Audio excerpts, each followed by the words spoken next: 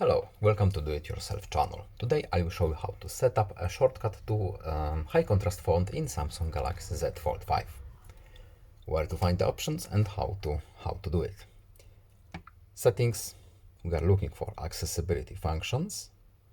Here we have visibility enhancements.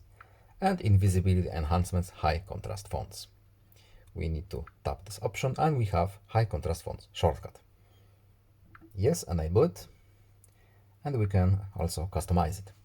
For example, tap accessibility button. Let's leave it as it is. So now we have a little accessibility button in bottom right. When we tap it, as you can see, our shortcut is working as it should. So I hope this video was helpful to you. Please leave a like and subscribe. Have a nice day and see you in the next video. Bye.